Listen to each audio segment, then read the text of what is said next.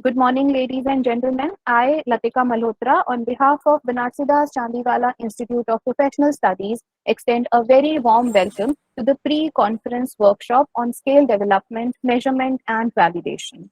It is my privilege to welcome our resource person for the day, Dr. Gurjeet Kaur.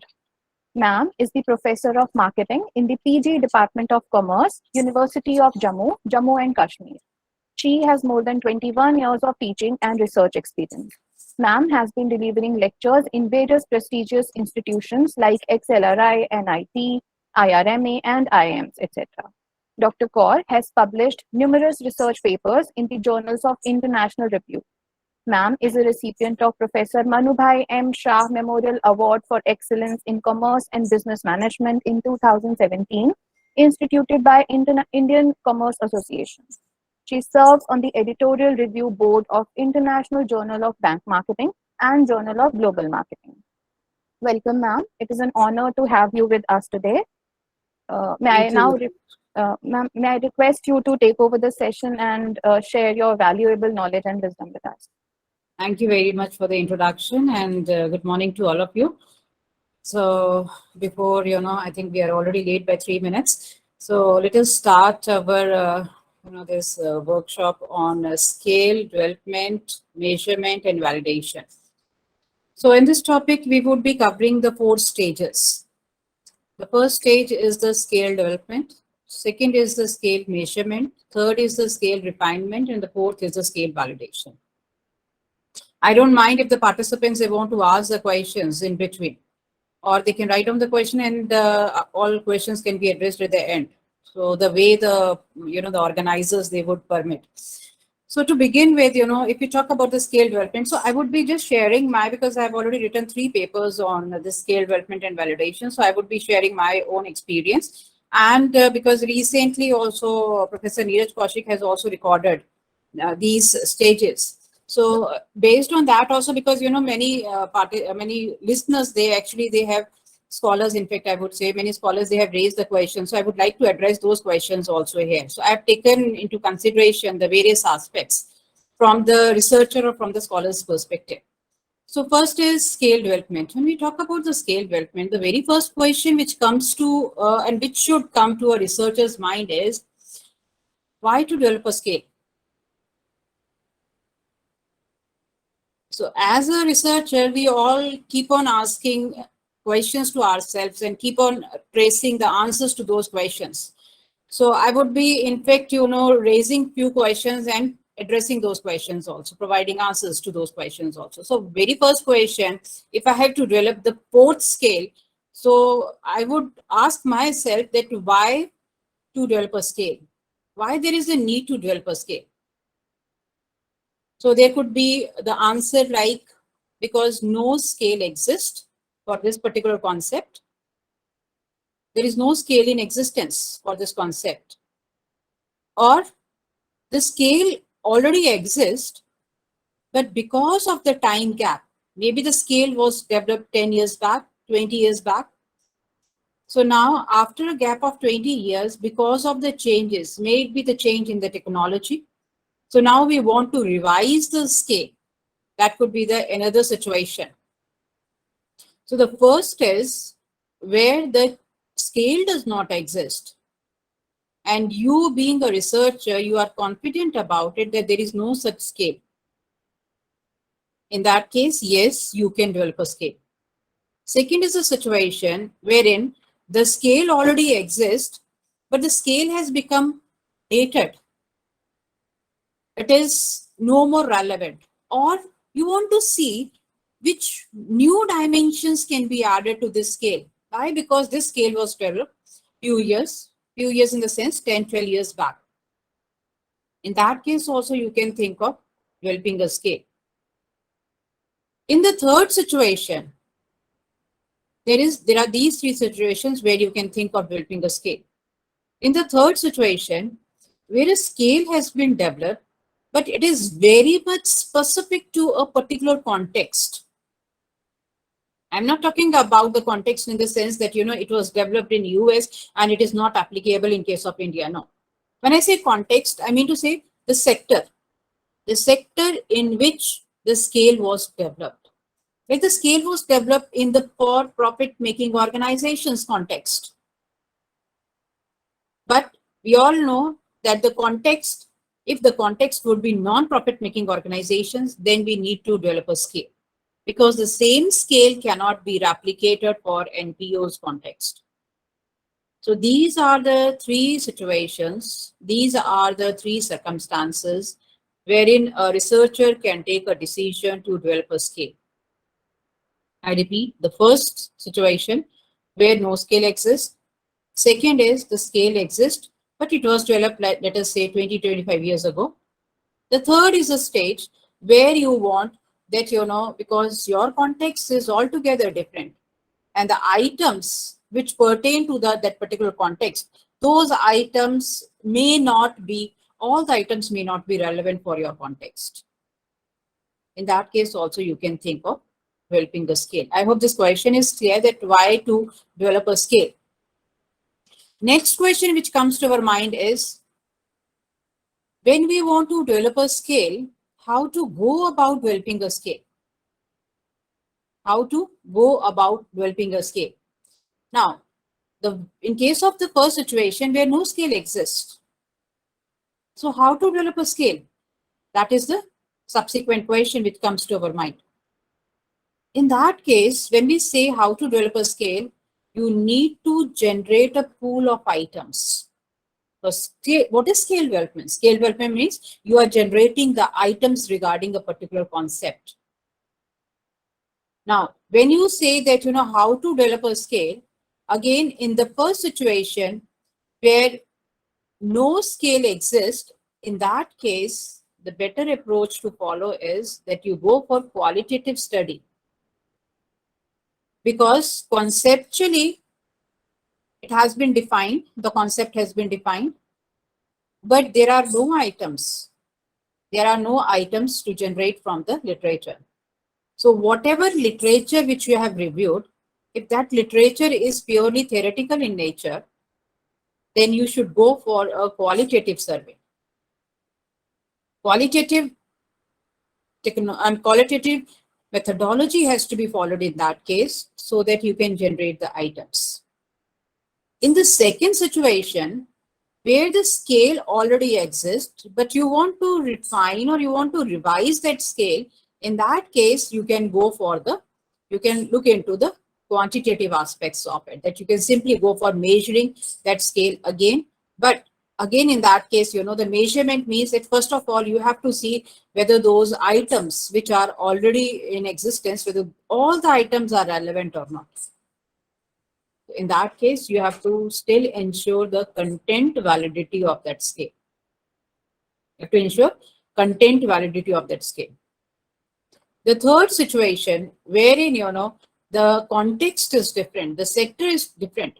In that case also, you can go for the quantitative measurement of those items, but a rigorous procedure has to be followed. So only in the first situation, I would suggest that you should go for a qualitative study, because only the concept has been defined, or there might be the literature might be available, but that literature might be theoretical, conceptual in nature. So it becomes very difficult then to extract the items from the existing body of literature. So when you talk about how to develop a scale, so the very first thing which comes to your mind is, in most of our cases, because we talk about the management research, commerce in the management research, in our case, we find that the scale already exists. There is a scale which is in existence. So it means for us, the second and the third situation, it pertains to us. The second situation is where we want to revise the scale because of the gap. Second situation is where we want to test those items in a new context. So in both the situations, what we need to do is, we need to first of all generate the items from the literature. We need to see that how many items exist in the papers which have been published in the elite journals. we need to extract those items. That means the item generation from the existing studies, because we cannot ignore that. Because if suppose that you want to develop your own scale despite the fact that the scale exists, the biggest question which would come to your mind, or the biggest challenge in that case, would be that when you would send out your paper for publication, the reviewer, the very first objection to your paper would be that why you have not used a well-established scale. So these things you need to keep in mind, that why you are not using a well-established scale, the scale which stands very well developed, it has been measured accurately and it has been validated also extensively. Then why you are not using that scale which is already well developed and well established scale? That is why before developing your scale, you should see that whether that your scale development and the scale validation should not create problem for you, or it should not become a challenge for you to develop your own scale. Because how would you refute, or how would you, you would altogether ignore, or how can you can say that, the existing scale is not appropriate? And more true, when you find that that scale has been developed and that particular paper has been published in a very elite journal. When I say elite journal, so it could be a 4-star journal in ABS ranking or A-star journal in ABDC ranking. It is very difficult. So the only suggestion here to the scholars is that, it is always better to make use of the existing scale. But if you feel that there could be more dimensions to the existing scale, there could be more dimensions. For that purpose, yes, then you can develop the items for that particular dimension, and then the entire procedure of, scale development, scale measurement, scale refinement, and scale validation can be undertaken by the scholar. Because if there are 3 dimensions to a scale, like let us assume in case of employee engagement, there are 3 dimensions to it: vigor, dedication, and absorption, right? And if you feel convinced that in your context there could be a 4th dimension which is different from the 3 dimensions which exist, so in that case, yes, you can follow this procedure of scale development and validation. Now, how to go about item generation? Item generation means you need to extract the items from the literature. If the scale has been developed, but it has not been tested. Scale has been developed, but it has not been tested. So you can make use of those items. And then you can see that, is there a need to add more items to that particular scale? So those decisions can be then taken up by the researcher. Once you have a pool of items before you, in that case, the next thing what you need to do is you need to confirm the appropriateness of the items, the relevance of each and every item. You have to prove, as a researcher, you need to prove whether, in the sense that basically what you have to prove here is the content validity. When we say content validity, you need to establish that the items in your survey instrument, all the items are appropriate. Appropriate in the context in which you intend to carry on your survey. So the appropriateness, the relevance of those items can be established only when you get the conformity, the acceptance from the academicians as well as the practitioners. So in that case, so what is next in the scale development? What you need to do is you need to seek an appointment. Appointment, first of all, appointment with the academicians, the one who has already worked, in this area in the sense on that particular concept. So you need to talk to them, a detailed, maybe if it is possible to conduct a focus group interview, that would be fine. If not, still you can go for conducting an interview of at least 4 to 5 academicians. You can send them your questionnaire. Once you are done with the item generation, you can send them your questionnaire, and then you can request them, and you can seek an appointment also from them, so that on that particular date and time, you can discuss each and every item. So it is not simply that giving them, providing them with their questionnaire and seeking their opinion whether it is fine or not. No, you need to discuss each and every item, because item may be appropriate. Item may be appropriate to the context, but there might be a problem or the issue associated with the wording of that item. It may not be that simple or that easy to understand. So when you are conducting the interviews of various academicians, so there you need to keep in mind two things. One is whether all the items which you have generated, whether all the items are relevant to your context or not. Second thing is the language which you have used should be very simple and easy to understand. Because ultimately, you know who would be the subjects or who would be the respondents for your data collection. Is it clear? So that easy, you must use.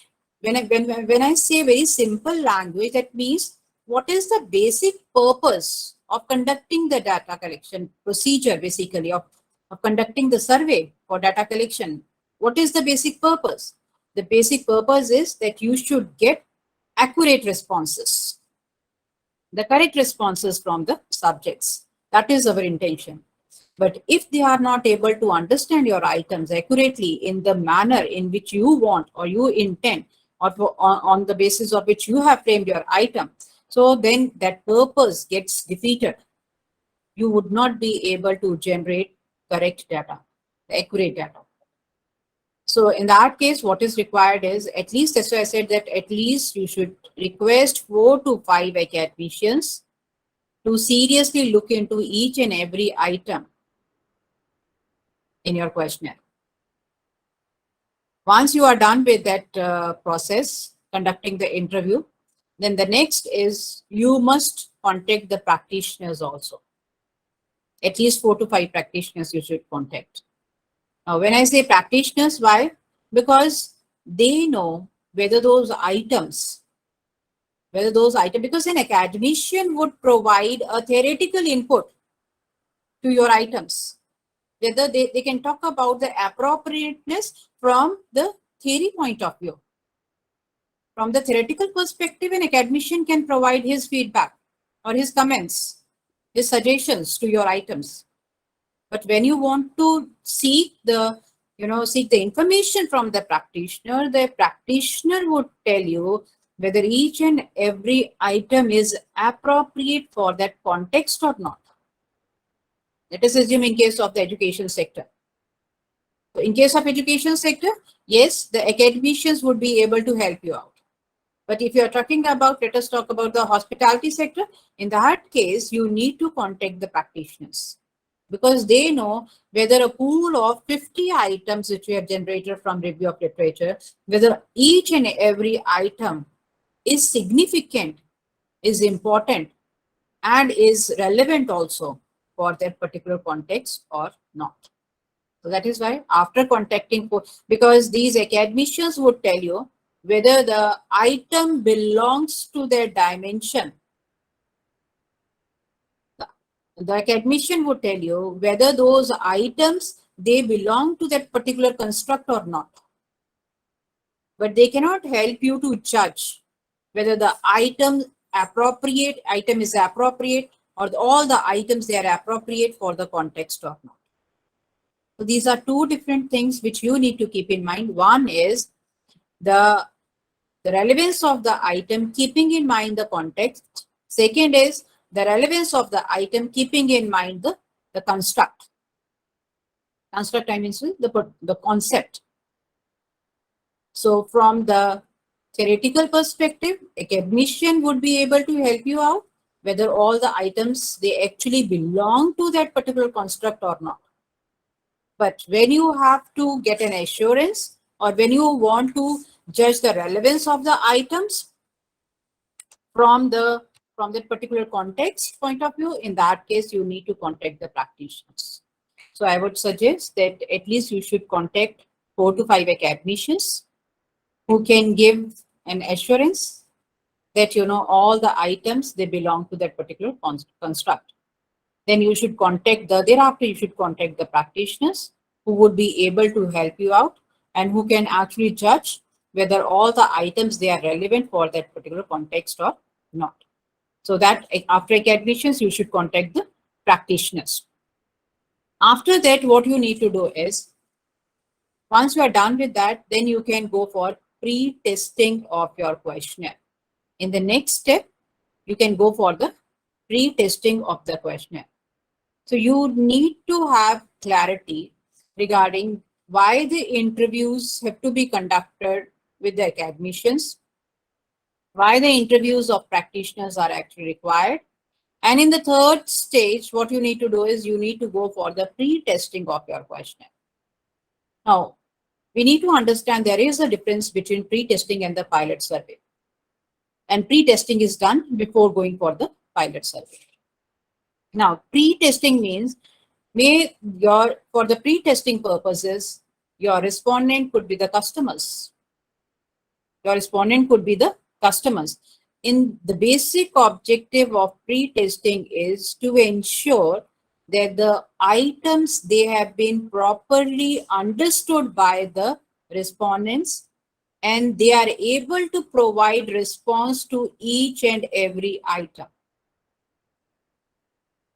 In order to establish the content validity, you have contacted the academicians, you have contacted the practitioners, but the last and the final step is you need to conduct pre-testing of your questionnaire, survey instrument.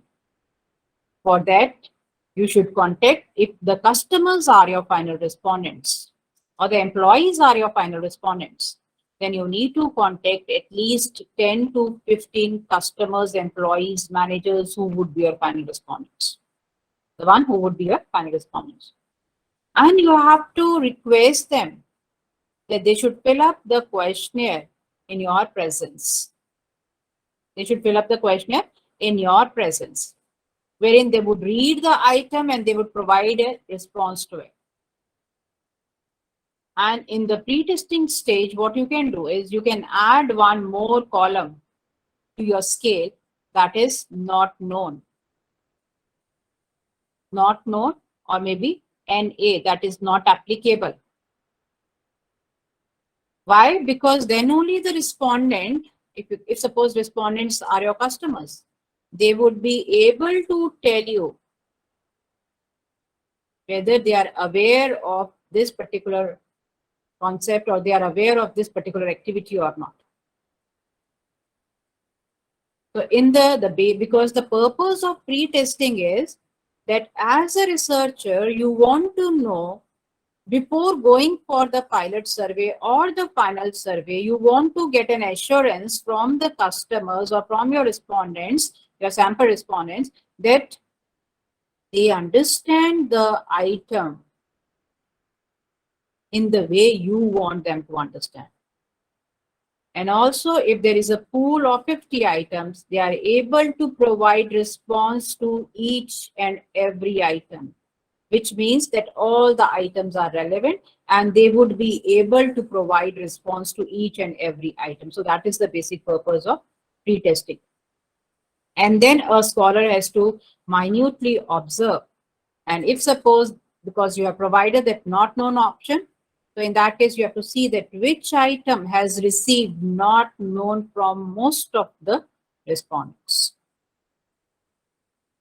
Then you need to check that what is the problem.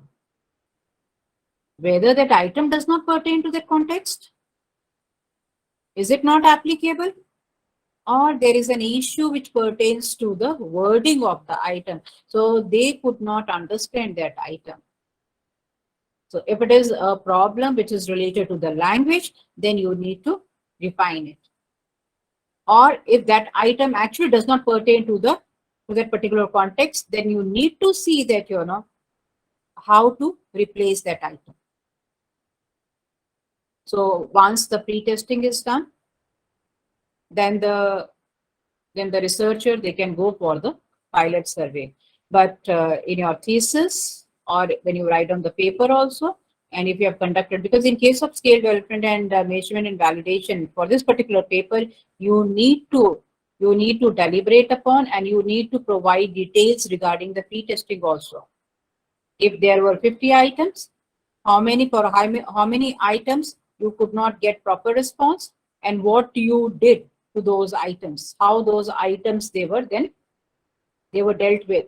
So how you have actually taken care of those items before going for the pilot survey. So those details have to be provided.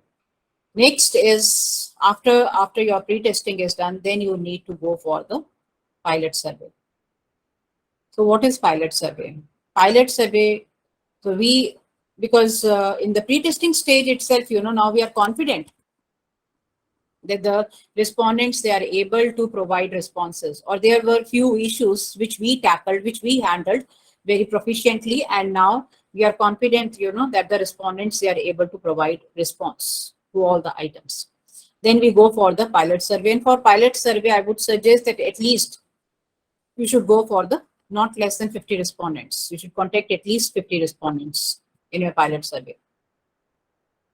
So pilot survey, you can distribute the questionnaire and you can get back those questionnaire, and then you have to analyze each and every item very seriously, religiously, because you should know that, whether the respondents, were they able to understand the item, were they able to provide responses, accurate responses to each and every item or not. Pilot survey would give you an assurance that builds a confidence in the scholar, in the researcher, that that the respondents, they understand all the items, and the respondents, they have provided the response to each and every item. One is their understanding, and second is their responses, whether they have responded to each and every item or not. In this case, when you would go for the pilot survey, you can also assess whether the scale or the measure which you have used, is it relevant or not? We would be discussing this in the next step. That is the scale measurement. So scale measurement means that if you have used a 5-point scale, and most of the respondents during your pilot survey, they have provided 4 score. They have provided a score on 5-point scale. They have opted for 4 point on the scale. That is not going to serve your purpose then. So it is always better. So, pilot survey, because now you have contacted large number of people, so that would help you to judge whether not only the appropriateness of the items, not only the wording of those items, but also the measurement of those items.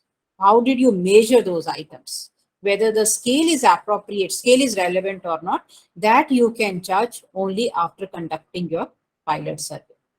Now, if you feel that, I should have gone for 7-point scale instead of 5-point scale, then you need to conduct one more pilot survey with 7-point scale. You cannot jump to final survey if you are taking such a big decision that you want to replace your scale. You want to replace 5-point scale with the 7-point scale. But if you feel that most of the respondents, they have given either 4 or 5, and the standard deviation, the variability is very low. In that case, then you can always take a decision that is a call for the researcher. At this stage also, you can think of changing your scale, but then you need to conduct pilot survey again. So with that change in the scale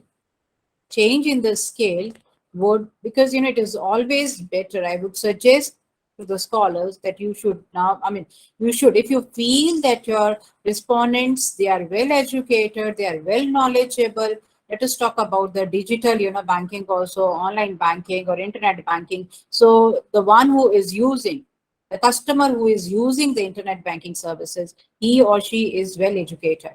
So in that case, I would suggest that you should go for 7-point scale.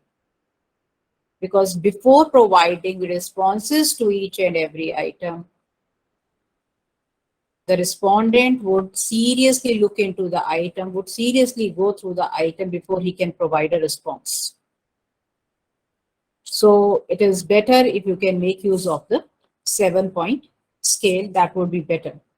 Now, one more thing to observe in case of, your questionnaire, when you're framing your questionnaire. So this is this part of the scale measurement we are talking about. So we are done with the scale development. Now, this is the second step which we are talking about, is the scale measurement. How do we go about measuring the items? How do we go about measuring the items? So in that case, if you are using 7-point scale, it is always better to provide the anchor points. It is better to provide the anchor points. Anchor points means simply you define what 1 stands for and what 7 stands for. So you can talk about 1, extremely dissatisfied, 7, extremely satisfied. And then in between 1 and 7, let the respondent takes the decision whether he wants to go for 2 or 3, or he wants to go for 5 or 6. Because when we are making use of the 5-point scale, in that case, the options with the scholar, options which the scholar provides to the respondent, those options are very limited. Either the respondent would go for 2 or he would go for 4. Whereas in case of 7-point scale, the respondent can go for either 2, 3, or he can go for 5 or 6. If we want that he should not remain neutral. Okay, so that is the thing. So what you can do is, instead of making use of 5-point scale, you can make use of 7-point scale. And when you are using 7-point scale, only provide the description of the anchor points only. 7-point scale, the anchor points are 1 and 7. So provide descriptions regarding 1 and 7. Next thing, to judge the seriousness of the respondents, what we can do is we can put very few, maybe 2 to 3 negatively worded items. What we can do is we can reword those items. Rewording means in a negative sense. And then we can check whether the respondent was actually serious at the time of filling up the questionnaire or not. One more exercise what a researcher can do in this case is, if suppose you have already put a positive item, after 5, 7 items, the same item can be negatively reworded. And then when you receive the responses in your pilot survey, after your pilot survey, when you receive the responses, you can check if item number 2 has received a score like 4, whether the item number 10 has received a score like 2 or not. The cross-checking of the scores can be done by the researcher to judge the seriousness of the respondent. So these are the few tactics which a researcher can always follow, so as to ensure that the proper responses have been provided by the respondents. Now, many times, the question which is asked by the researcher in case of scale measurement is that can we use different scales? Yes, you have to look into the wording of item, and then you should judge the scale which is appropriate. Is it the 7-point scale, which is an agreement scale, which is applicable? Or is it the 7-point scale, which is a satisfaction scale, which is applicable? Or in certain cases, when we are contacting the managers of the SMEs and we want that they should provide us with some information regarding the performance of their firms also, in that case, we make use of 3-point scale. So not necessary that for each and every construct you have to use 7-point scale. So you can see that which scale is applicable, which scale is appropriate. And that is why the academician would be able to help you. When I said that you have to conduct the interviews, the academicians, so there the academicians would tell you that which scale would be appropriate. Is it the 5-point scale would be appropriate, satisfaction scale would be appropriate, agreement scale would be appropriate, or 7-point scale or 3-point scale. So the academicians would tell you not only about the appropriateness, about the relevance of item, keeping in mind the construct which you are measuring, they would also be able to provide their feedback regarding the appropriateness of the scale, the measure. So that's why, you need to be very careful while selecting the scale for your items, which scale to opt for. That you need to be very much careful. So careful in the sense, it is always better to confirm the scale from various people, from various academicians, from the researchers also. And then you can take your final decision. One more thing which I want to point out here is that nowadays we have to prove that common method bias does not exist. So I would not be discussing in detail regarding the CMB, but the thing why I'm pointing out about the CMB here is because you need to add marker variable in your questionnaire. You also need to add marker variable in your questionnaire. When I say marker variable means, marker variable is a variable which is unrelated to your constructs, which is not related to your study. Marker variable is a variable which is unrelated to your study. So you need to put few items related to marker variable. So means few items should be such which are not related to your study. And this particular marker variable or the items falling under marker variable, they would help you to prove that common method bias is not an issue with your data set. So for this, you can look into the publications of Potsekov to know more about the common method variance. And among all the methods which you can use to provide an evidence that common method bias is not an issue, for that, in that case, among all the methods which are available, this marker variable is the best approach to follow. Marker variable approach is the best approach to follow.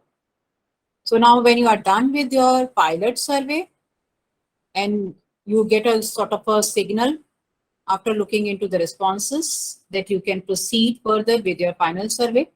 So then you can look into all those, you can take the decisions regarding the sample size and also the sampling technique which you need to use so that you get the relevant data also for your study. So this is part of scale development and scale measurement. So can I take the questions, please, regarding these two stages before I proceed, before I start with the third stage? Yes.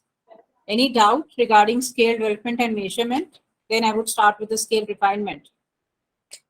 The participants are requested to share their questions either in the chat box or they can use the hand signal here and raise their questions.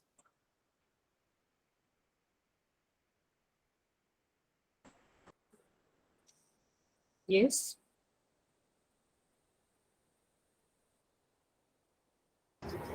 I think we have no questions right now, ma'am.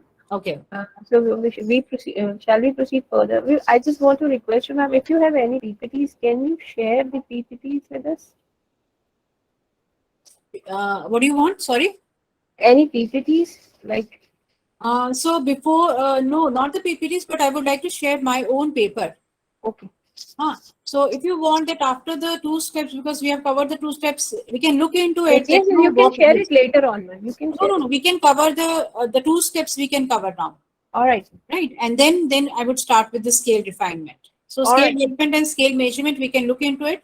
So I'll share. I hope I have an option of. I'm sorry. I have an option of sharing my screen. Yeah. So this is a paper on scale development, measurement, validation. Is it visible to all? Yes, ma'am, it is visible. Okay. So before I share this flow chart with the participants, this is a paper which appeared in Decision Sciences in 2017. And the title of the paper is A Measure of Throughput Orientation, Scale Development and Nomological Validation. So we were 3 authors, and now I'll share the, because if you want to later on make use of this paper for your reference purposes, you should know that, from where I have taken this flow chart. So this is the very first step in the scale development. So this is actually an operations management technique. There is an operations management technique which is known as theory of constraints.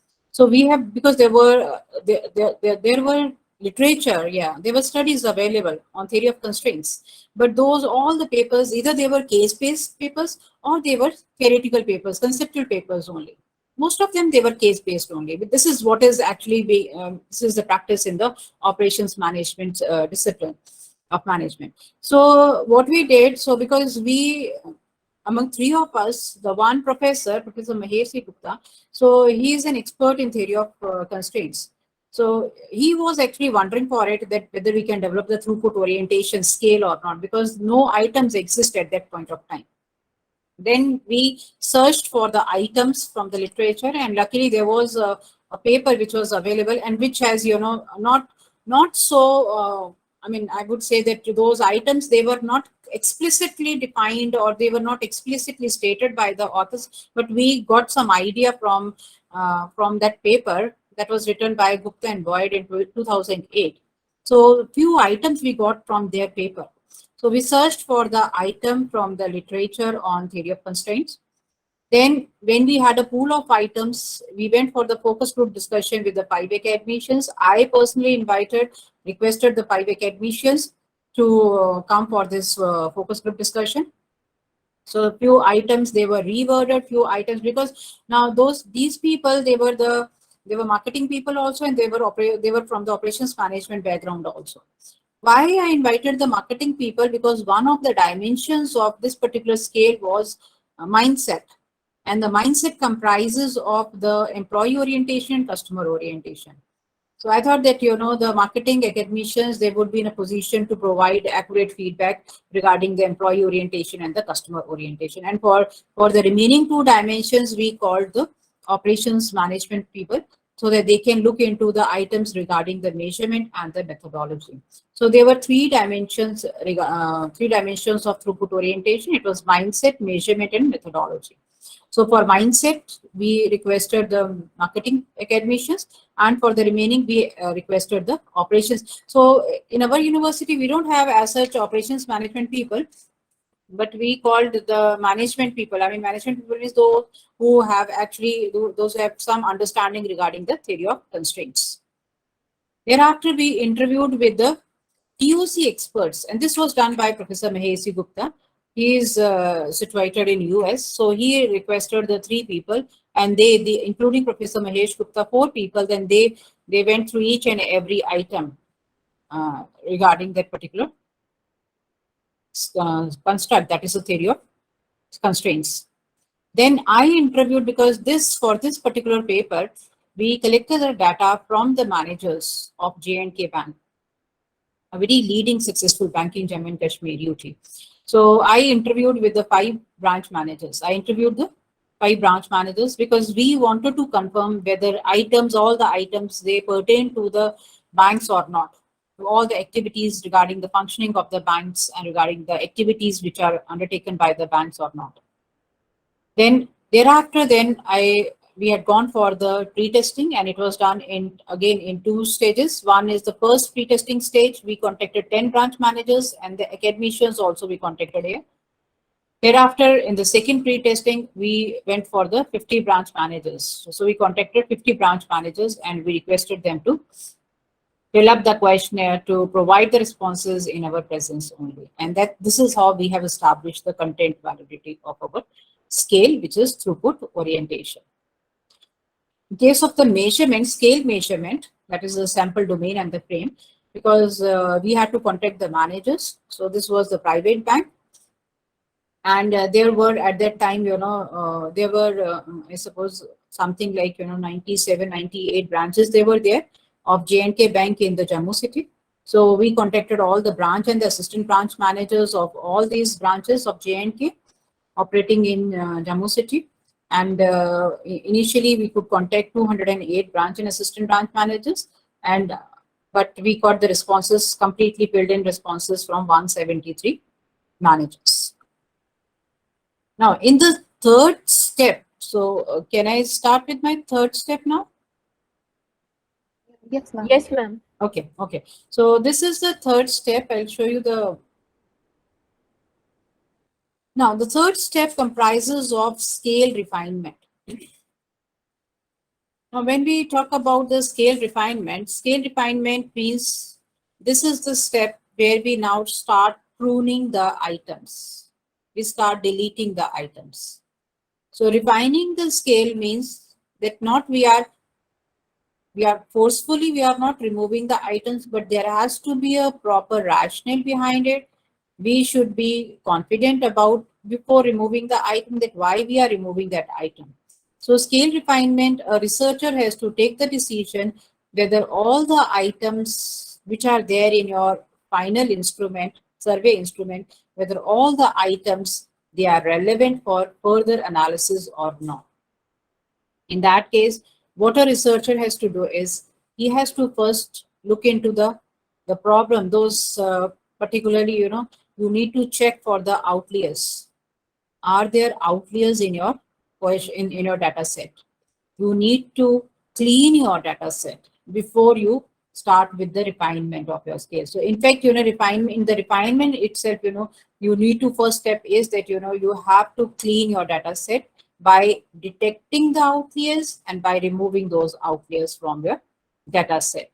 And here, when you are writing a paper, after outliers, after you remove those outliers, then you need to prove the normality of your data. And thereafter, you have to prove the common method variance. Common method bias also you need to prove the common method bias. So before going for the further analysis, you need to detect and remove the outliers. You need to prove the normality of your data. And thereafter, you need to prove the common method biasness also. And then what you can do is, then if you can see that, the next step, you need to look into, so there were initially 46 items. Pool of 46 items, they were generated for this particular scale. That is the theory of constraints. Scale name, the name of the scale is throughput orientation. So first is construct some criterion one. So if you remember, I told you that there are 3 dimensions of throughput orientation. One is mindset, second is measurement, and third is the methodology. Now, what we did under construct some criterion one, we took an item of mindset, one item of mindset. So there were around, I suppose, 13 or 16 items falling under mindset. So we compared we find out the relationship of one item of mindset with the total score of mindset, including this first item. So likewise, we found the correlation of every item of mindset with its total score. So if there are 16 items falling under mindset, so we found the correlation coefficient of every item with the total score of mindset. And there, the threshold or the cutoff value for this which we followed was if the correlation coefficient of any item with its total score, if it was less than 0.5, in that case, that item was subject to deletion. That item was subject to deletion. So you need to, I would repeat it again, but you need to carefully listen to me, because most of the time, the scholars, they are confused between criterion 1 and criterion 2. In case of criterion 1, we are considering only one dimension at a time. We are comparing the items falling under that dimension with the total score of that dimension. If suppose that maybe I can take some other example here. So let us talk about the employee engagement only, because we all are well versed with this particular construct, employee engagement. So employee engagement has three dimensions. There is vigor, there is absorption, there is dedication. If suppose that I am developing this particular scale, I would compare all the items of vigor, separately all the items of vigor, with the total score of vigor. So if there are 5 items falling under vigor, so each item of vigor would be compared with the total score of the vigor, so that we would come to know to what extent the items, they are correlating to each other. And the threshold in this case which we followed was any item whose correlation coefficient is below 0.50, so we remove that item. This was with regard to criterion 1. Then second step, that is the construct sum criterion 2. Now we have 3 dimensions: vigor, dedication, absorption. We would compare one item at a time, but we would compare we would work out the relationship of that item with the total score of all the 3 dimensions taken together. So that is the total score of the construct, employee engagement. One item of the dimension would be compared with the total score of the construct. In case of criterion 1, it was the total score of the dimension, that respective dimension. In criterion 2, it is the construct, the total score of the construct. So we compared each item with the total score of the construct. In criterion 1, 9 items, they got deleted because their correlation coefficient was less than 0.50. In criterion 2, no item got deleted because all the items, they were significantly related to their construct, to the overall construct. The third step, item to total correlation. Item to total correlation is more or less, it is the same like the criterion. I mean, it is almost considering the criterion 1 only, but this was performed, item to total correlation. Criterion 1 means that, one dimension would be considered at a particular point of time, and then we would see the Cronbeck alpha value. This is to judge the reliability of the items. So we calculated, then we looked into the Cronbeck alpha value for each dimension. And the cutoff which we followed in this case was that no item should have item to total correlation below 0.50. And those items whose item to total correlation is below 0.50, so those items, they were removed. So in this case, 3 items got deleted. So for 3 items, the item to total correlation was below 0.50. In the fourth step, when we looked into the mean of each item and the variance of each item, and in this case, the criterion which we followed was that if the mean of an item is less than 4 and the variance of an item is less than 0.90, then that item would be subject to deletion. So I repeat it. The mean of the items should not be less than 4. Now, when I say the mean should not be less than 4, what do I mean by that? I mean to say, because in our case, all the items, they were positively, and this is a 7-point scale. Sorry, I did not inform you. This was a 7-point scale which we used. So in this case, because all the items, they were positively worded.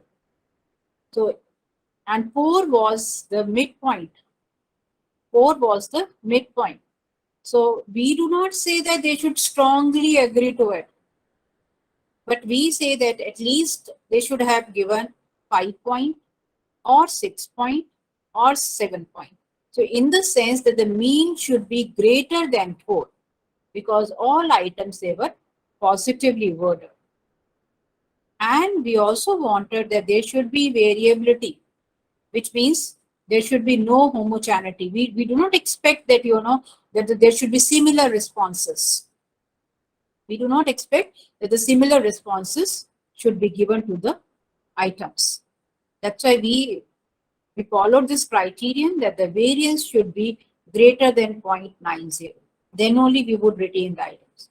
So the items whose mean is more than 4, whose variance is more than 0.90, those items were retained. So in this process, no item got deleted, which means all the items they had mean greater than 4 and variance greater than 0.90. So till this step, till the fourth step, 34 items they were removed, because in the first step 9 items got deleted, second step no item was deleted, third step 3 items were deleted. So with this, after deleting 12 items from 46, from a pool of 46 items, so we were left with 34 items. After that, we check for the inter-item correlation. So all the items, they were correlated with the remaining items. So we had 34 items. All the 34 items, we looked into the correlation coefficient of all these 34 items. And the criterion which we followed for removing the item was that the correlation coefficient for any item should not be less than 0.50. It should be more than 0.50. And luckily, all the items they had the correlation above 0.50. So no item got deleted in the fifth step. So finally, we were left with 34 items. And then thereafter, again, we looked into the Cronbach alpha and the Cronbach alpha for each dimension, mindset, measurement, methodology. For the each item, the Cronbach alpha was greater than 0.80. Cronbach alpha was greater than 0.80 basically. Otherwise, normally, because this is a new scale, so in that case also alpha value has to be greater than 0.70. But in our case, all the alpha values, they were greater than 0.80. So now when we talk about further the scale validation part, how did we validate the scale? So once we are done with the scale refinement, then we looked into the scale validation. Any question, scholars? Ma'am, there are a few questions here in the chat box. Okay, in the chat box. Let me read. Yes, ma'am. Ma'am, Rinpal Matthew wants to ask, could you please talk in short about Cmb and marker variables? How do we test the marker variable if it is unrelated to our study? Okay, let me go through these questions on my own. These are there in the chat, right? So let me read the questions before I move to scale validation. Okay, could you please talk in short about the common method variance in the marker variable? So because the short of the time, marker variable, look, what we have to do as a scholar, as a researcher, what we have to do is we have to prove that there is no common method bias. Common method bias means sometimes, this is, these are the social, there is a social desirability. Social desirability means in the sense like being an employee of this university, I would not speak negatively about this university, about the practices of this university. Is it clear? So in order to, and this, you have to prove common method bias only when you are generating data from one respondent only. One in the sense, a single set of respondents. If you are contacting customers also, employees also, managers also, and you are cross-checking from these 3 sets of respondents, in that case, you need not to prove the common method bias. So there are the things. So what I want is, because I can deliver for 1 hour, I can deliver a lecture on common method bias. Only thing, there are 2 things which you need to keep in mind. One is the precaution which you can take. The precaution which you can take. So the precaution, what precaution you can take as a researcher? The best precaution is you contact more than one respondent, one set of respondent. So if you are contacting the customers, contact the employees. So you should have two set of questionnaires with you. Then common method bias, you need not to report the common method biasness in that case. Is it clear? Second thing is, if you're contacting the employees, contact the managers also. If you're contacting the managers, contact the employees also, so that this problem automatically gets resolved. So first, as a researcher, you should look into it, that what are the precautions which are available for you, so that you need not to think about this common method biasness in your data set. But if you are not able to take any precaution and you are finally left with contacting only the customers of a particular, for a particular sector, customers of a particular sector, in that case, what you can do is, there are different methods which you can follow. There are different methods which you can follow in order to prove the common method variance. So first method is, you can look for the inter-item correlation also.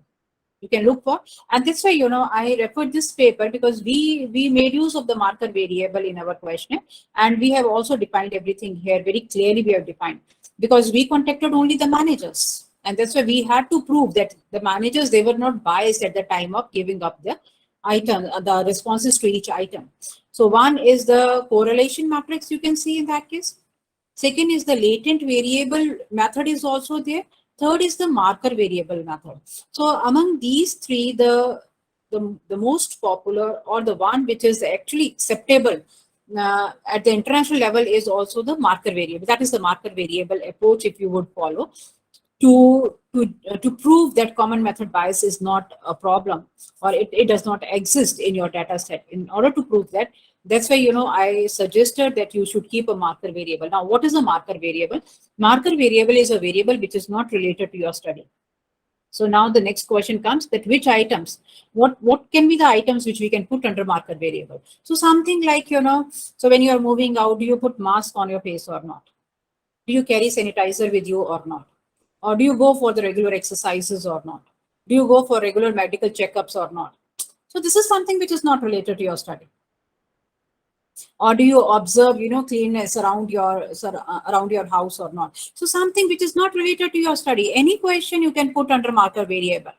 So under marker variable, the items should be such which are not related to your study. Items which are not related to your study, those items, they come under the marker variable. Am I clear? I hope that I have given the time. So how do we test the marker variable? For that, it is always, I would suggest you that you should look into the YouTube video of Potsekov.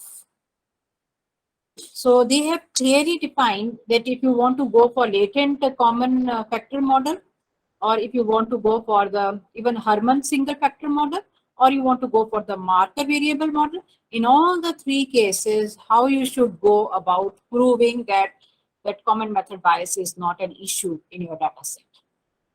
So you can easily, there are n number of videos which are available. Second question, how can we prove or test whether two latent variables are equivalent and measuring the same thing? Question is not clear. How can we prove whether two latent variables, why you need to prove that two variables are measuring the same thing? Then those are not the two variables. Then this is one variable only. In fact, what you need to prove is, you need to prove that two latent variables, they are not equal, or they do not have the items which are of similar nature. Like if I have to give you an example here, I talk about customer participation. There is one variable, customer participation, right? And the second variable, if I suppose I talk about the customer expertise. Customer participation and customer expertise. Or customer participation and customer engagement, the expertise, customer participation and customer engagement. How would you differentiate that these two are not the same constructs? Only when you would participate, then only you would engage yourself. So, if I'm not wrong, you need to ask the question, how to prove that the two constructs are different from each other. Because in order to prove the discriminant validity, you need to prove that the constructs are distinct. So if I have kept both the customer participation and the customer engagement in my questionnaire, how would I go about proving that these two constructs are different from each other? Because discriminant validity we need to prove. But if you are talking about the dimensions belonging to one particular construct, but you are talking about the two latent variables, not one.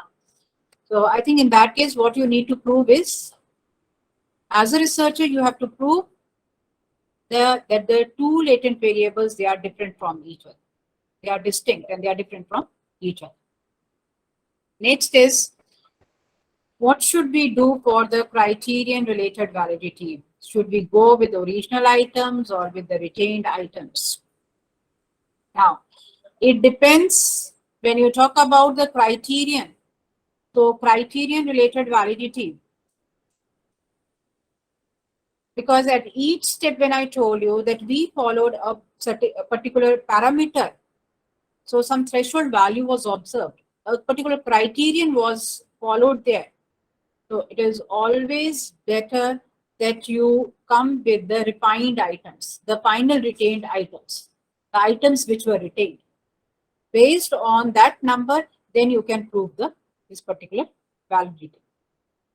How to determine item order in scale development and item order you need to determine in the scale development, not in the validation. It is not required basically. But yes, at the time of scale development, you need to look into it, that how to place the item, where to place the item, that you have to see. Is it clear? And that is why the interviews with the academicians is required. That is why the interviews with the academicians is required, so that they can also see the ordering of the items.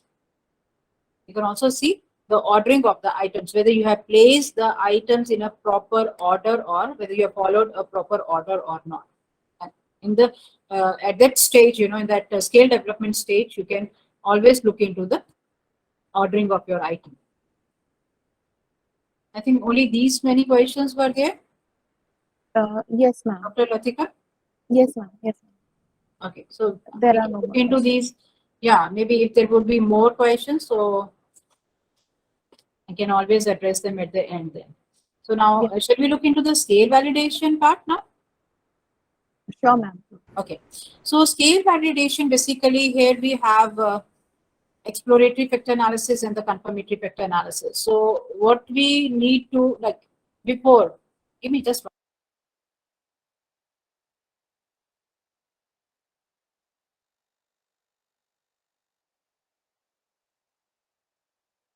So when we talk about the exploratory factor analysis and the confirmatory factor analysis, what precaution a researcher has to take? No doubt in our case, the paper, if you would look into this paper, you would find that we have used the same data set for running EFA and for running CFA. But now it is not accepted.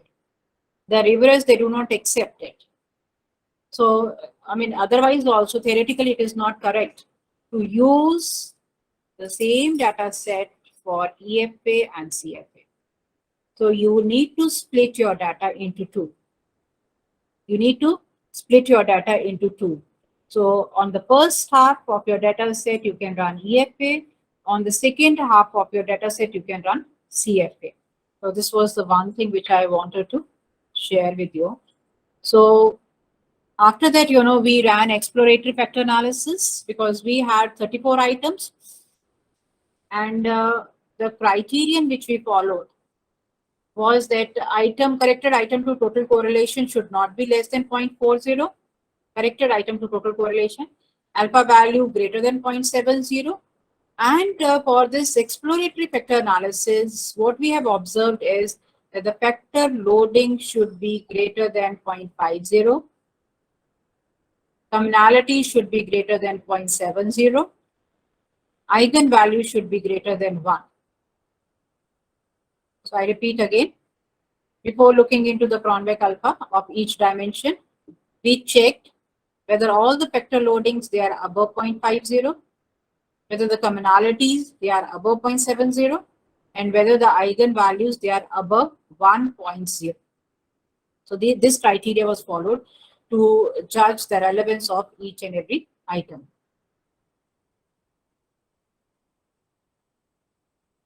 Thereafter, once we checked the Cronbach alpha, then we looked into the convergent and discriminant validity also. And how did we do that?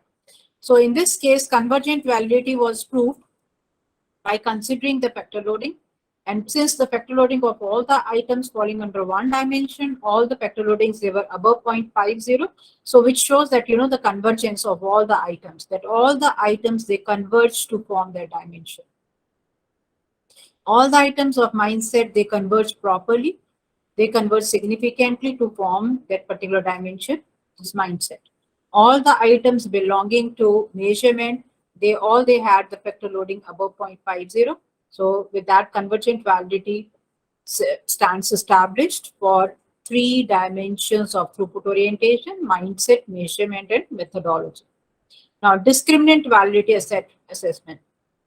In order to prove that though these 3 dimensions, they belong to a particular construct, that is throughput orientation, but there is no overlapping of the items. There is no cross-loading of the items. And these 3 dimensions, though they are related, but they are not dependent on each other, or there is no high degree of interdependence. In order to prove that, what we did, we looked into the total scores of the summated scores, I would say rather, the summated scores of mindset, summated scores of measurement, and summated scores of methodology. And then we looked into the correlation. So the correlation should not be greater than, ideally we say that it should not be, because these dimensions, they belong to a particular construct. So there would be some degree of correlation, but it should not be greater than, ideally it should not be greater than 0.70. So that we have to check with. So then we can prove that that these 3 dimensions, they are different from each other.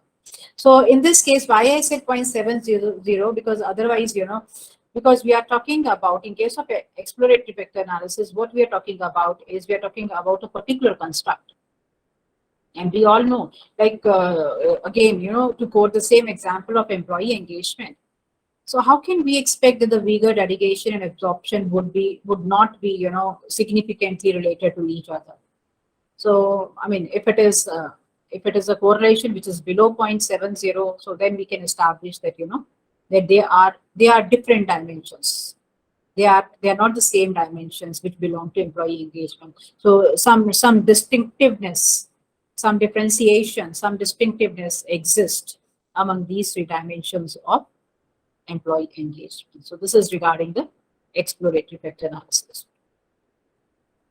Thereafter, then we ran confirmatory vector analysis. And because no item was deleted, all the items had vector loading above 0.50, commonality were, all the commonalities, they were above 0.70, eigenvalues, they were above 1.0. So no item was deleted at the stage of EFA. Then we performed confirmatory vector analysis. In confirmatory vector analysis, 8 items got deleted. So out of 34 items, we were left with 26 items, because in confirmatory vector analysis, we ran the measurement models. Different measurement models, they were run. I'll show you those models also. And which item was deleted. So for this, the criteria which we followed was that the standardized regression weight should be greater than 0.50. The average variance extracted should be greater than 0.50. And the composite reliability should be greater than 0.70. Basically, in order to reverse the very first step which we followed to remove the item was the standardized regression weights. So standardized regression weights should not be, any standardized regression weight should not be less than 0.50. So any item which had SRW less than 0.50 was subject to deletion.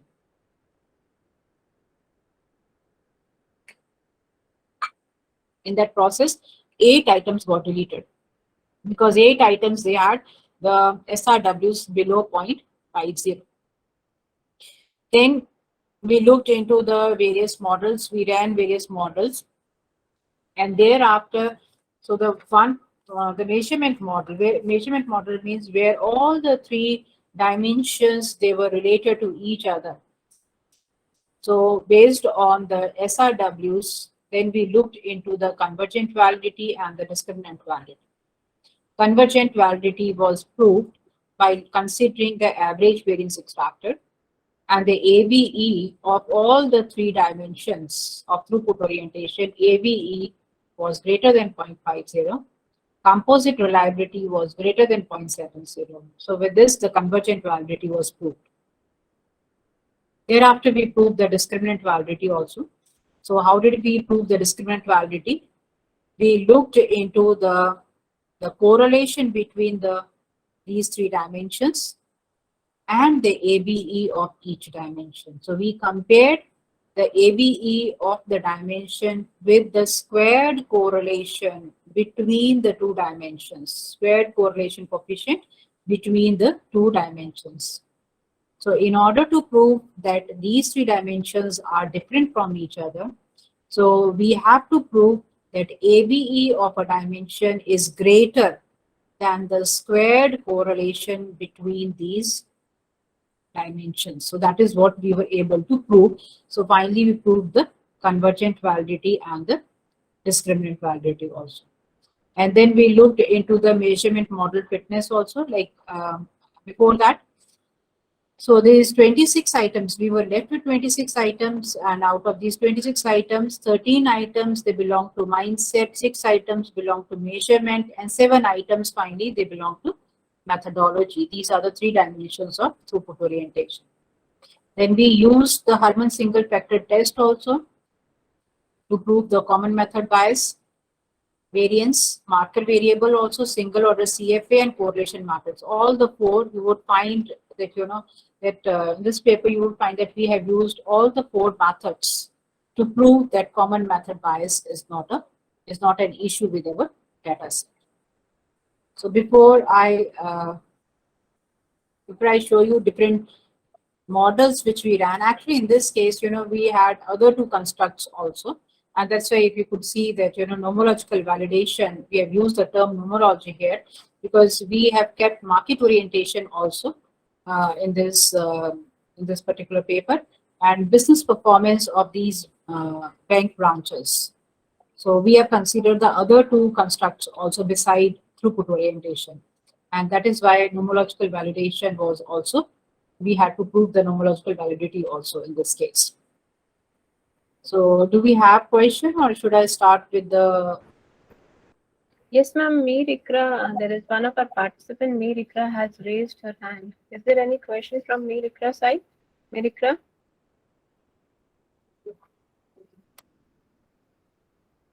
Am I audible, Meerikra? And any other questions from the participants?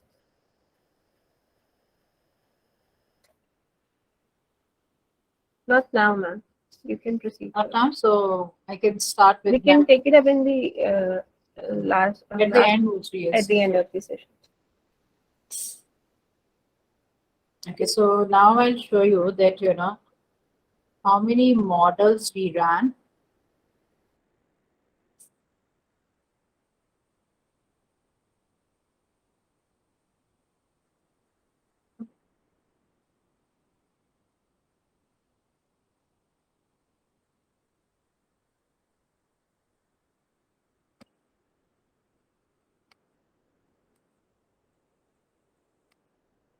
So this is the table which we reported for scale refinement and validation.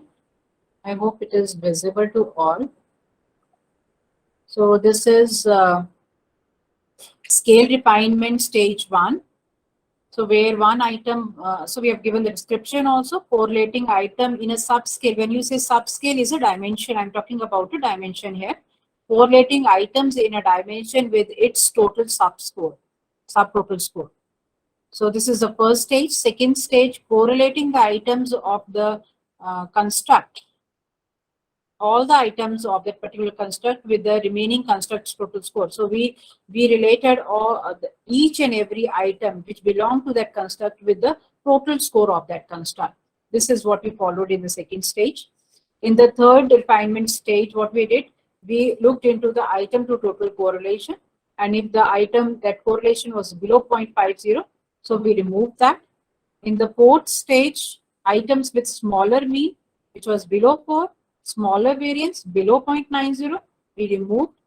Then stage 5, item intercorrelation matrix was prepared, and we looked into the correlation coefficient. So correlation should not be less than 0.50. So you can see, check here also. Mindset had correlation coefficient ranging from 0.516 to 0.899. Measurement from 0.527 to 0.848, and methodology from 0.564 to 0.863. So they all were above 0.50.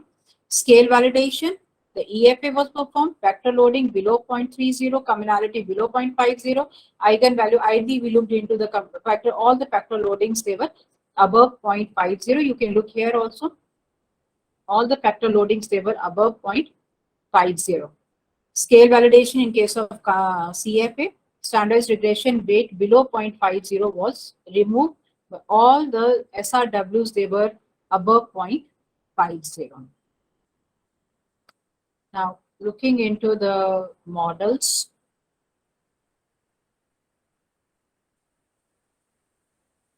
Yeah.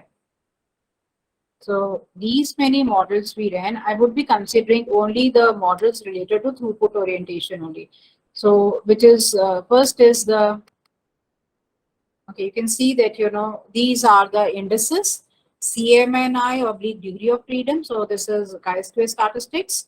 RMR, residual mean square residual, yes. Mean square residual, GFI is goodness of fit index, CFI is comparative fit index, NFI is non-fit index, TLI is Tucker-Lewis index, RMSEA is the root mean square error of approximation. So this RMR is root mean square residual. So these are the two bad fit indices, RMR and Ramsey. These are the two bad fit indices, whereas GFI, CFI, NFI, TLI, all are the good fit indices. CMNI, ideally, the criterion which we follow is the CMNI should be less than 5. RMR and Ramsey should be ideally below 0.08. GFI, CFI, NFI, TLI should be ideally above 0.90. Should be above 0.90. So when you look into the model 2, because model 1 is later to market orientation, we have not discussed here. Model 2, that is the first order mindset model. First order mindset model means we were left with 13 items of mindset. So this was the first order mindset we ran, and these are the fit indices, and all are, they are within the threshold limits. All the fit indices, they are very much within the threshold limit. For model 3, we ran the first order model for the measurement also. This is the second dimension of throughput orientation. And you can see that, I suppose that except for Ramsey, which is though closer to 0.08, it is 0.09, but that is also acceptable because we had 24 items. Measurement had, I think 7 items or 6 items. Then the methodology, Ramsey, Ramsey was around 0.08. And and let me tell you one thing, out of all these indices, not necessary that every index has to follow that threshold limit. Out of 7, even if 4 or 5 they qualify, that the cutoff value, that is more than enough. Then for the methodology also, we looked into the first order model, and you can see that, except for this Ramsey, all are within the threshold limits. In case of model 5, then we check the second order. So this was business performance. I shared with you that we had other 2 constructs also. Now we would look into model 6, model 7. They are very important for analysis purposes. Now 3 M's, because we have 3 M's means these are the mindset, measurement, and methodology. These are the 3 M's. We correlated these 3 M's. Correlated means we established the covariances among these 3 M's. And then we looked into the model fitness. This is actually the measurement model. These are the 2 are the measurement models. So this is 1.922 within the limit. So all the values, they fall within the threshold limit. But then we checked for the orthogonal model. Orthogonal means unrelated. So in the model 6, we have assumed that these 3 dimensions, they are related to each other. In the model 7, we have assumed that these dimensions, they are not related to each other. They are unrelated, they are uncorrelated to each other. So there we observed that the Ramsey was not below 0.08. Moreover, these three fit indices, that is a GFI, NFI, TLI, all the three, particularly the GFI is not above 0.90. These are still, you can say, NFI, TLI, they're closer to 0.90, but GFI is not closer to 0.90. So we have to take a decision that which model is better, whether a correlated model or an uncorrelated model. So looking into the model fit indices, then we three dimensions. Theoretically, we can establish that these three dimensions related to each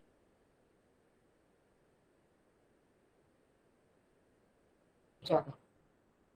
These three dimensions, CMs, they are related to each other. An uncorrelated structural model also.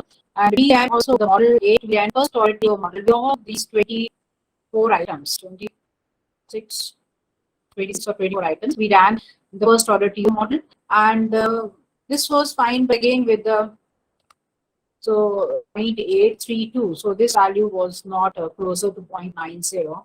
So we did not. So looking into the model 6, model 7, model 8. So we took a decision that we should consider these. We should consider that throughput orientation basically comprises of three dimensions. That is mindset, measurement, and methodology. And these three dimensions, they are correlated to each other, considering the results of model 6, model 7, and model 8. And then thereafter, we ran model 9 and 10 because we had to prove we set up the hypothesis also. I'll share those two hypotheses with you. And in order to prove those hypotheses, then we ran the structural model. Otherwise, if you want to simply develop the scale, measure the scale, and validate the scale, in that case, by performing CFA, and these CFA means the measurement model, the entire process of scale development and validation that gets over. But because in our case we had to run a structural model also because of the two hypotheses, and hypothesis testing can be done only with the help of the structural model only.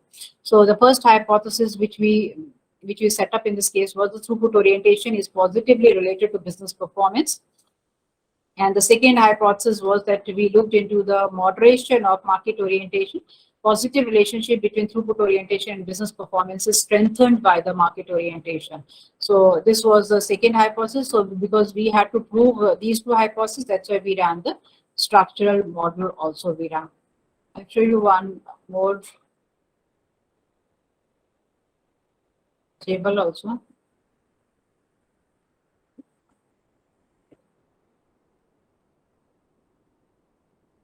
This is how we have proved the mindset measurement methodology. We have proved the discriminant validity. Diagonally, you would find these are the ABEs because our measurement model has also, given us the direction that, that these three dimensions, they are significantly related to each other. So you could see that even a squared multiple correlation between measurement and mindset is 0.587, very high. Methodology and mindset quite high, 0.542. And the correlation coefficient between methodology and measurement is also high. But at least they are lower than the ABE. So when the ABE is greater than the squared correlation, multiple means squared correlation between the two variables here, or between the two dimensions in this case. So then we can prove that that these three dimensions, they are different from each other, but yes, some degree of correlation exists. So that is what we have proved here. And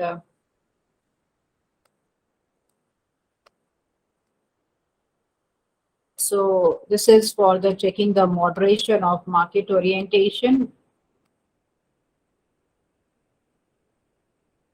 Model, I'll show you the model also if it is there. And at the end, because it depends upon the journal also whether they would. So we kept all these under the appendix where theory of constraint. We defined the theory of constraint, then we defined the throughput orientation, the rational references also, that how we are saying throughput. No doubt the throughput orientation is basically the operationalization of theory of constraints only. So these, all these, and these are the items which we gave. These all items, and the items in italics, they were removed. So these were also provided in the appendix. So originally we had 18 items under mindset, which comprises of employee orientation, customer orientation. Under measurement, we had 10 items. Methodology had 18 items for market orientation and other. So these are the, look, you were talking about the marker variable. So we kept two marker variables here. One is I do regular exercises. Secondly, I am health conscious. So likewise, you can keep 2-3 items under marker variable. So these items are not related to our main constructs, whether we talk about market orientation, throughput orientation, or business performance. So these items, they are different from these constructs. So this is the model. So mindset, measurement, methodology, and the throughput orientation. So something which I think the participants, they have not asked is regarding the formative and the reflective scale. So this is the question which normally I face in case of CFA. Now, when we are developing a scale, one thing should be clear to all the researchers, that we cannot take a formative dimension there. We cannot consider the scale to be formative. It has to be reflective. So you need to understand formative scale or a formative construct, or the formative items of a subscale can be proposed.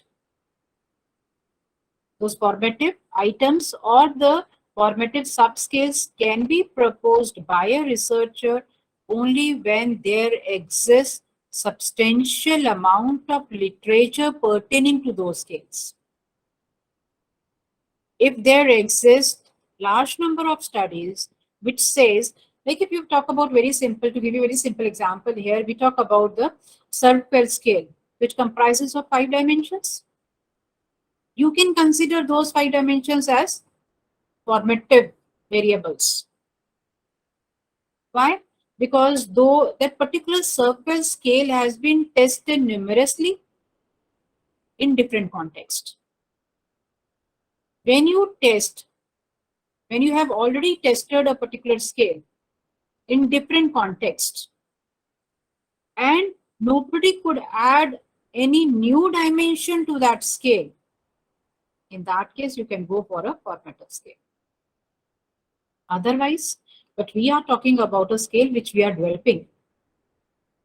We are talking about a scale which we are developing. In that case, we cannot take a formative dimension. When we talk about the higher order throughput orientation, so higher order means second order throughput orientation.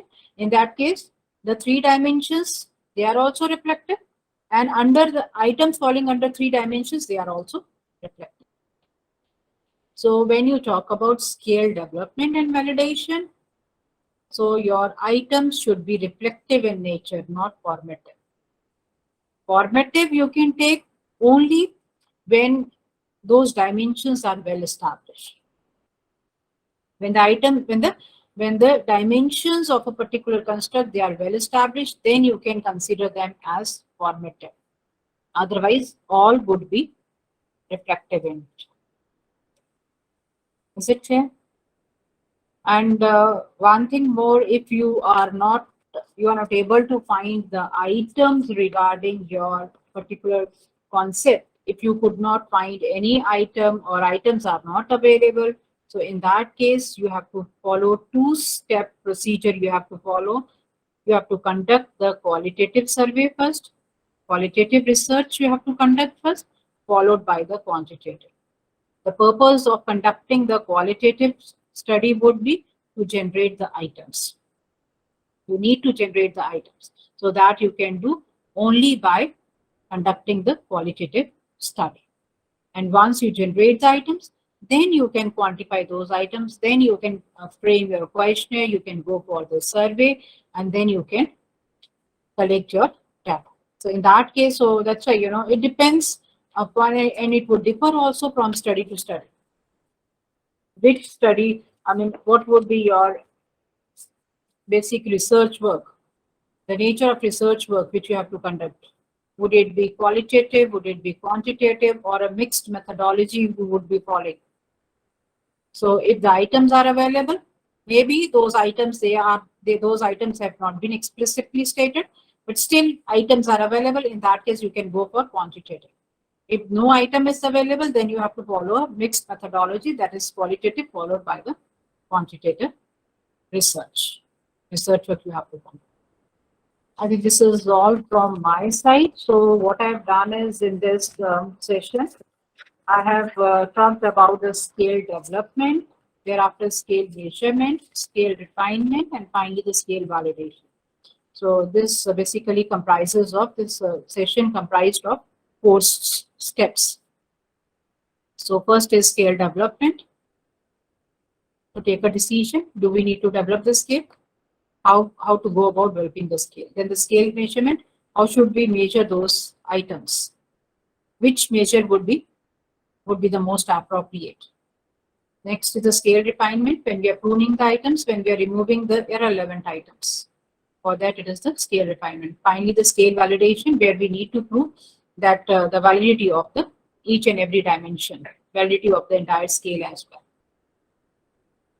So this is all from my side. Now I am open for the questions, please. Any concern, maybe something which is related to it, or do we have more questions in the chat box? Yes, ma'am. There are few more questions in the chat box. That's good. That's good. Let me look into these. Ma'am, we need to start from Mir Ikra. The earlier ones you have already taken. Okay. So we need to start from. So if the scale for few variables is adopted and the scale for few variable is formulated, yes. So if suppose that in your study there is a particular construct for which 3 dimensions, those 3 dimensions, they are already there in the literature, but 4th dimension you have added. In that case, yes, you need to conduct EFA. You need to conduct EFA because you have revised that particular construct. You have revised that scale. You have added a new dimension to it, a new variable, which you call as a variable. So you have added a new variable to it. In that case, you must conduct EFA. That is required. How to test a 3rd order construct's validity in MOS? Very difficult. So, so 3rd order construct means, so we are talking about one particular construct. So its subconstructs, sub-subconstructs, and then the items. A very, very high order construct. Though you can do it in the MOS, only thing is you need to draw the model, like one latent variable would be there. It has 3 subconstructs. Then those subconstructs would further have the sub-subconstructs under, and those subconstructs would have the items. I don't think it would be a problem, but the thing is that how would you be able to analyze that particular construct would be a challenge for you. But you can easily, the way you are explaining the 3rd order construct, you need to model it in the MOS, and you would definitely get the responses. But keep all reflected. All your arrows should originate from the latent construct. How can I validate a questionnaire with a small sample size? Not possible. Small sample size in the sense, because even to run the EFA, your sample size should not be less than something like 200. It should be more than 200. For running CFA also, it should not be less than 200 or 300. So on the whole, you need to generate the data from a sample of something like more than 500, so that you can split into 2. One half for the EFA and the second half for the CFA. So smaller sample size not possible, but the only option left with you if you have a smaller sample size. So in that case, what you can do is you can make use of PLSM. You can make use of PLSM, not covariance based SEM. So MOS cannot be used. MOS would not give you good results in that case if you have a smaller sample size. So better it is that you use PLSM, partially square. Can we remove items from the scale developed by someone else that we used in our research? So how would you go about removing those items? You can remove those items only at CFA stage. At the stage of CFA, yes, your items can be removed. But before that, you cannot and you should not remove the items. What you can do is you can reword those items to exactly fit into your own context. You can do that. But if still before going for data collection, you want to remove those items, a better approach is that you go for that proper, you conduct the interviews, you talk to your academicians in that case. If they confirm that, that these items would not be relevant for your study, then you can remove those items. But at least, you need to consult the senior teachers also for this before taking a decision to remove the items. And then all fill the feedback that I had a question. If I am able to find two scales, then how to decide which one to use? If you are finding two scales, like in this case, I'll give you an example here. In 1990, in 1992 scales, they were developed at the same time, and both the papers, they were appeared in Journal of Marketing. That was the market orientation scale. Foley and Jarsky scale, Nervin Slater scale. Till date, even after, you can say after 30 years, even after 30 years, you would find both the scales, they are equally popular. And why? Because the dimensions were different. The Foley and Jarsky scale, that was more from the, it was, you can say, more from the managerial perspective in the sense, because it has those dimensions like intelligence generation, intelligence dissemination, and responsiveness. So it is intelligence based scale, Foley and Jarsky scale. At the same time, Neville and Slater also came up with the scale, market orientation scale, but that was from the cultural perspective. So whether it is, the customer orientation was one dimension, competitor orientation was the second dimension, interfunctional coordination was the third dimension. So Foley and Jarsky scale was more from the information point of view, and whereas the Neville and Slater scale was more from the cultural point of view. So it depends upon your study, which scale do you want to use, because you would not find that, the scale would be the same. Is it clear? So the scale would have a different, you would find that the scale that was, it was measured from a different lens, by using a different lens. It was from the different perspective that the scale might have been tested, might have been, measured and validated. So that decision you have to take as a researcher, that if there are two scales or more than two scales exist in that particular body of literature, you have to take a decision that which scale to adopt. Because, depending upon your own, the requirement of your own study. That is. Am I done with my questions? Yes, ma'am. Those were the questions in the chat box. Now I would like to ask if any participants have any more questions here. Yeah, I have one question, ma'am.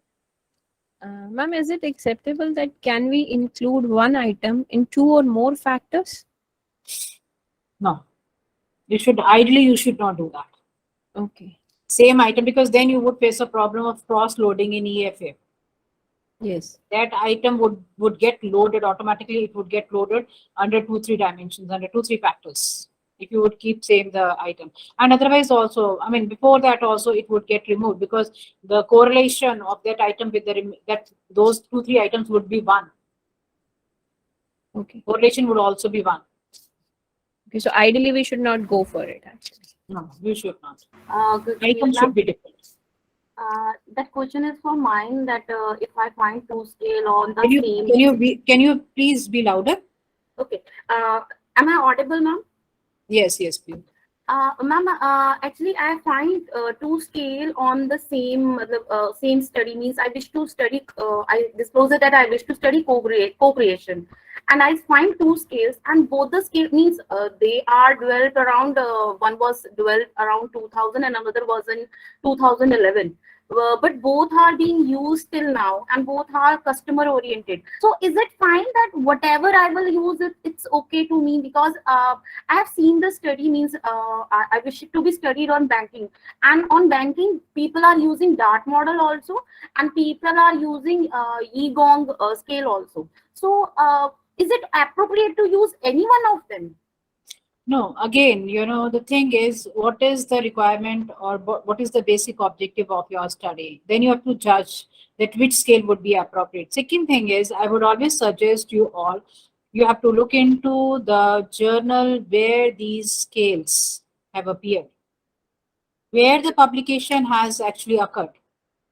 So you can see that if a journal is, one particular journal is A category, second is A star category, you should go for A star category journal. You can ignore the other scales. Like if you talk about the employee engagement scale, you would find, there would be variant of employee engagement also. But the best decision, you can base your decision premised on where the paper has been published, in which journal. And if in case both are published in very reputed journal, then? In that case, then you have to see that, which scale would serve your purpose.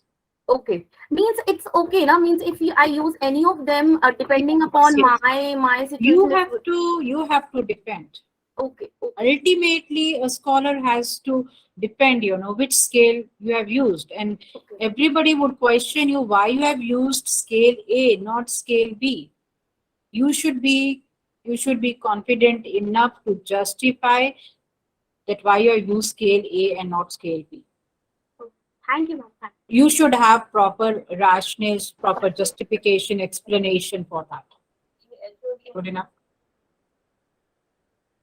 Ma'am, I have also one question. Actually, I was hearing to you, you were more emphasizing on the literature review and the past paper we have studied. So how much it is relevant to take the scales from the past research papers, and do we also focus on the new scales if we develop from our side? Will it be like changing the outcome which we are proposing for the paper? So you mean to say, if I could properly understand your question is that the scales already exist, but still you want to develop your own scale. Yes. Is this your question? Yes. Okay, so when the scale already exists, I would suggest you make changes in that scale instead of making your scale on your own, a new scale on your own. Because I earlier said that, when you would send this paper for publication, reviewer would always ask you that when the scales, a particular scale already exists,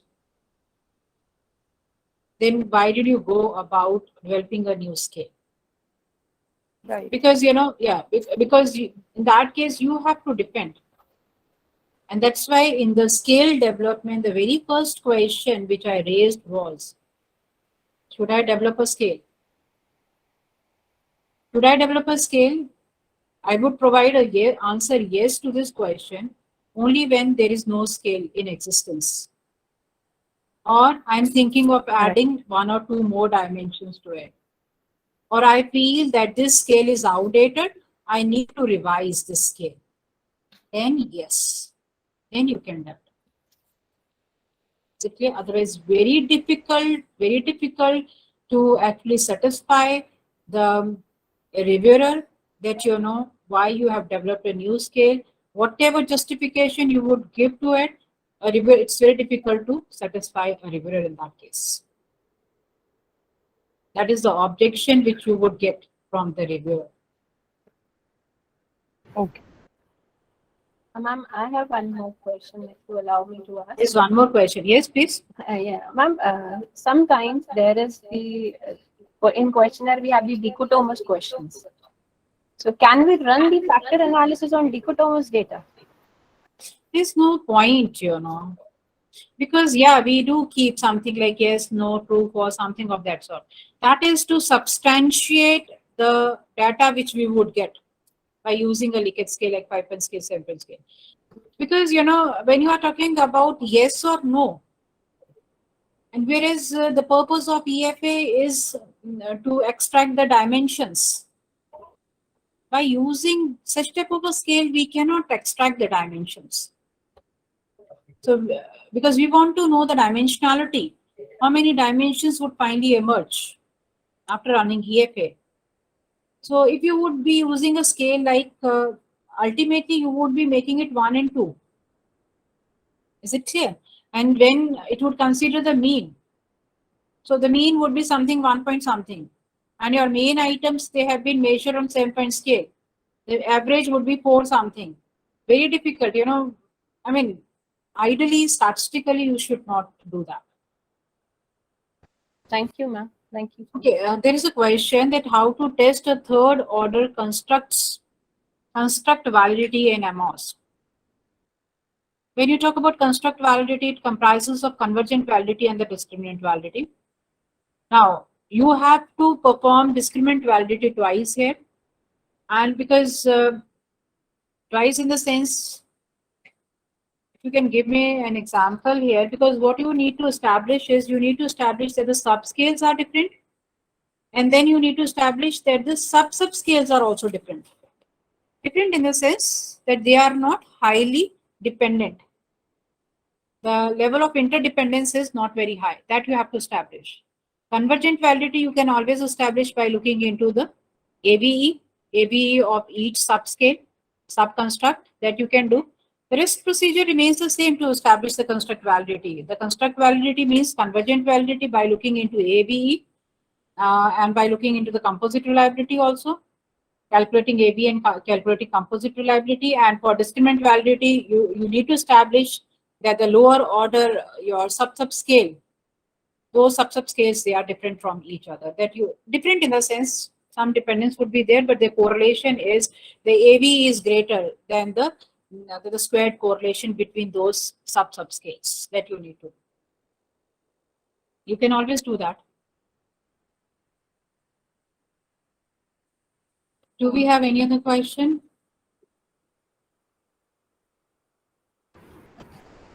We hope all the questions has been answered, ma'am. Thank you for answering all the questions in such a very nice and patient manner. Over to you, Latika. Thank you, ma'am. Thank you very much for the invitation. In fact, it was wonderful interacting because even a resource person has a learning from the questions which are raised. So more particularly in this online context, you know. So thank you very much. I'm highly grateful to you all for inviting me. Thank you so very much. Yes, over to you. Ma'am, may I now request Dr. Dimpy Sachar, Assistant Professor, BCIPS, and the member of Coordinating Committee of this conference to present the vote of thanks to our resource person. Thank you, Latika.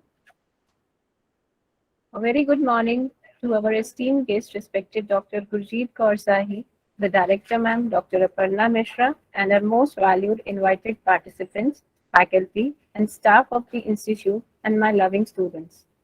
I, Dr. Dimpy Sachar, feel honored and privileged to get the opportunity to propose a vote of thanks on this special day. On behalf of the entire BCIPS fraternity, I convey my regards and hearty vote of thanks to our esteemed resource person, Dr. Gurjeet Kaur Sahi, for consented our invitation and gracing the event by sharing her valuable inputs for scale development, measurement, and validation. I believe that we and all participants got various valuable learning out of this workshop. I also like to thank all the honorable delegates who blessed us with their presence. Thank you all again for making this workshop successful. Thank you all very much. We hope you all had a nice experience. Over to you, Latika. Thank you, ma'am.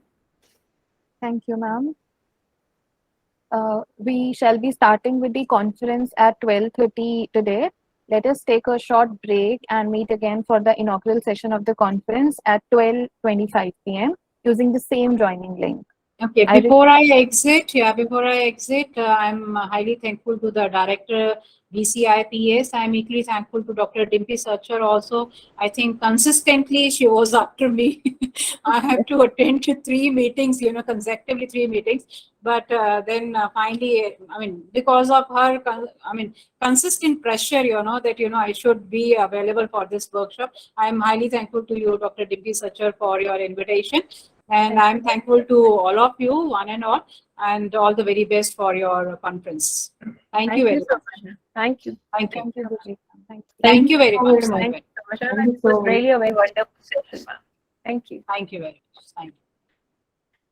Thank you. May I request all the participants to join us again at 12:25 p.m. for the inaugural session of the conference after the short break. Thank you.